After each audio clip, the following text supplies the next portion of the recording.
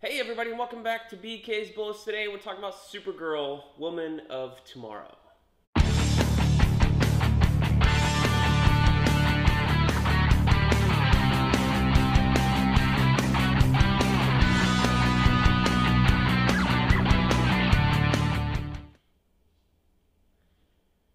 Hey everybody, we're talking Supergirl, Woman of Tomorrow today. This is by Tom King and Bilquis Evely? Yeah. Sorry, she's got an interesting name. Anyway, this I picked up while I was on travel last week, and I've been looking for it. It's like sold out at Amazon and some other places, like local comic shops couldn't find it, but I found it at Barnes & Noble. They had a whole stack of them over there in Virginia. So I picked it up mainly because, not because I love Tom King, which I don't. you guys know that about me. I find some of his stuff to be good, some of his stuff to be bad. The multiple timeline things, your story times, I fucking hate because he overdoes it. This one he doesn't do in here at all, so that's nice. But I picked it up mainly because this is supposed to be the basis of a DC film coming out from James Gunn probably in 5 years or so. So I wanted to pick it up before then and read it and to have an opinion on it before I see the film, right? I mean, we're years off, so you could pick this up and forget everything about it by the film comes out. I probably will. What's great about this is the art, honestly. The art is the best thing about it. Bilquis Evely, I've seen her stuff before. I'm not quite sure where I saw it, but it is very interesting. It reminds me a lot of Dustin Weaver, if you've read any of Jonathan Hickman's S.H.I.E.L.D. stuff. But it's definitely softer and way more, like, definitely feminine. It's definitely got a feminine touch. The two main girls in the story, Ruthie and Supergirl, obviously are beautiful, but they're also tough, and it's not cheesecake at all. It's got more of a fantasy style, like a feminine fantasy style is how I would put it, if that makes any sense at all. But it is detailed. There's lots of stuff to look at. It's not cartoonish or anything. It's more on the realistic side. I feel like if you could probably take one of these images and paint over it, you'd probably get like a Dungeons and Dragons cover. And that has more to do with the subject matter, but that's the kind of art style underneath that I'm talking about. So what is this story? Well, so if you read the synopsis for the upcoming film, they talk about Supergirl going on a journey on Earth. And I'm like, wait, I think I read an issue or two of that. And I looked at the cover, and that is not Earth. This is a Starborn story. Like, this is Supergirl out in the universe, out in the stars, on different planets, planet hopping from place to place to place, on a revenge quest, basically, because of this girl down here, Ruthie. And I think that's how you pronounce it. It's Ruthye, so I'm going to say Ruthie. It could be Ruth, or something like that. Who knows how they're going to pronounce it in the film in 5 years, right? Anyway, but I wouldn't really call this a Supergirl story. Like, this is more about Ruthie than it is Supergirl. Supergirl is, if anything, is like the secondary character that makes everything happen, but she's not your protagonist. Ruthie is the protagonist. So it's weird to call this story Supergirl, Woman of Tomorrow, because it's not really about her. Now I know, yeah, they're going to sell the book, so they want to call it Supergirl, obviously. And it's got a big name writer attached to it, Tom King. But is it really a Supergirl story? I don't think so. I think it's more of a Ruthie story. So the first issue starts, and you're starting right off with Ruthie. In fact, you don't meet Supergirl in this book until towards the end of the first issue.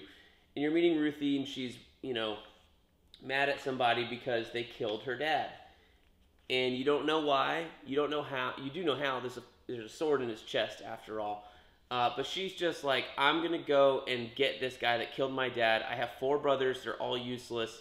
And I'm going to go get revenge for my dad and avenge his death and bring his killer to justice, so to speak. So she goes. She's looking for this guy. She finds, she's trying to hire like a bounty hunter to do it for her. He betrays her. Supergirl's also in this same bar and tavern and, stops the guy from hurting Ruthie. And then they kind of start to go on this quest together a little bit. And then something happens to Crypto, and then now Supergirl's all in. She's like, I'm going to get this guy for you.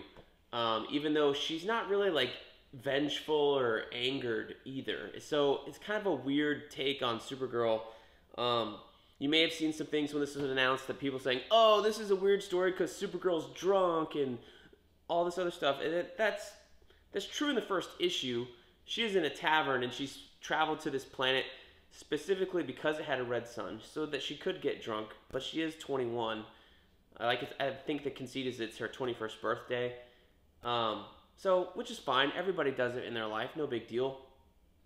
But after that, Supergirl's kind of like super strong, super steady. She's way more like Superman normally is than she is like Supergirl in other stories. You know what I mean? She's very stoic. She's more silent than she is talkative. She gets angry and not lashes out at people, but just expresses her disappointment or fix a problem. She's not exactly like the fun-loving not hip hop, but energetic Supergirl. This is not a depressed Supergirl, just a more like take it down a level, maybe a more mature Supergirl. I'm not sure that I liked it because the fun thing about Supergirl and her stories, at least the stuff that I read that I really liked, was like the Jeff Loeb stuff back in the early 2000s when they were reintroducing Kara Zor-El to the DC universe, and it was all this discovery stuff. And that's what's fun about Supergirl, is this thing of discovery and finding out what the universe is like or what Earth is like and how it's different from Krypton. All that sort of stuff is why Supergirl is interesting, because it's a alien's first look at humanity based off what she knows from Krypton growing up there. You don't get any of that in here, so it kind of strips away the most interesting fact or aspect of Supergirl stories. So instead, you just get a Kryptonian with superpowers helping somebody out on their revenge quest, and just Tom King's thing about why Supergirl is so strong. And they highlight here towards the back of the thing of like her witnessing the destruction of Krypton, living in Argo City, the bubble city, and then as that city started to decline, her and her father making the choice to leave that or to send her away in a rocket ship kind of thing. So it does go into that a little bit, and it's kind of like, this is why Supergirl is so strong, because she witnessed thousands of people dying in her planet and then in her city over a couple rounds of radiation. So that's why she is so strong. And it just strips away anything interesting about the Supergirl character, because you now have just a female Superman at that point. And Superman is interesting because he is an Earthman, but in terms of like what he's doing when the costume's on, they're doing the same thing. And there's no difference in reactions. Like, you could plug in Superman in here, maybe minus the drinking part, and you would have the same story. You could plug in any DC character with superpowers in here, and you would have the same story. So there's nothing about this story that inherently makes it a Supergirl story. And I think that's kind of where it fails. So you have that, and then the fact that it's not even focused on her, it's focused on Ruthie down here at the bottom of the cover in her revenge tale. It's her story. It's her revenge tale. It's not Supergirl's. It's not Kara's. So I think in that way, it kind of fails to be a Supergirl book. Is it bad? No. And I wouldn't say it's great either. It's a good read. I did enjoy reading it, but this did not have me on the edge of my seat like, oh, I got to read one more issue, the way that Strange Adventures did, and then lost me towards the end. But Strange Adventures had something every issue that was like, ooh, that one makes me want to read the next one. Makes me want to read the next one. This one is more episodic. They go to a planet, they complete a task, and then they move on. And then you open the next issue, and it's like, hey, this is sometime after that. Here's the next adventure. And all of it has Ruthie's narration telling you, like, she's writing it from, like, when she was in old age, and this is her memoir kind of thing. And she's like, I'm not going to tell you all the stories of things. I'm just going to highlight these couple because they show you the breadth of our experiences while we were traveling across the universe. So every issue in here is a different planet. So I don't really know if that description for the movie that they're going to make is accurate.